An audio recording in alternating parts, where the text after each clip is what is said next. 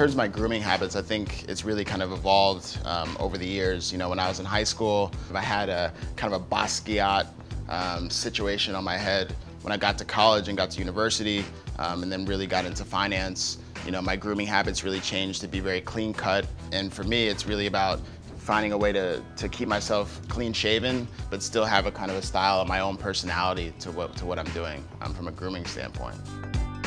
Hi, my name is Kiel Berry, and I'm an entertainment executive. So I think one of the most helpful pieces of advice that I got was actually, it started with a conversation with Troy Carter at Summit Series. As we know, Troy, what he was able to do with Lady Gaga's career and then, you know, build that into what he's doing now and heavily in the tech space. You know, he talked about really sitting down with the talent and really kind of understanding where they're coming from versus just looking at it from a sheer business perspective. Because I think a lot of the ancillary revenue streams and all these other business opportunities that we talk about, they really have to come from a genuine place. And that was really helpful for me when I was building out Machine Shop for Lincoln Park. And that kind of transitioned actually into me reading a book by Simon Sinek called Start With Why.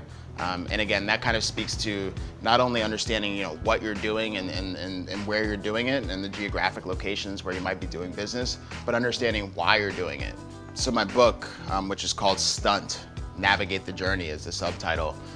Really the book was focused on me kind of explaining on one part my career path, but more specifically kind of taking my career as an example to talk about broader understandings of what it is to be a millennial, figuring out the type of career you want to go into and the lifestyle that you want to live. And the inspiration from the book really came from continual conversations that I have with my dad. You know, him being actually an executive coach, and he essentially teaches and coaches CEOs and high-powered executives to be better leaders. And obviously, you know, a lot of that's rubbed off on me, and I learned that at a really young age. So I really wanted to create a book that spoke in the vernacular of the other millennials, and that's really what inspired me to write Stunt.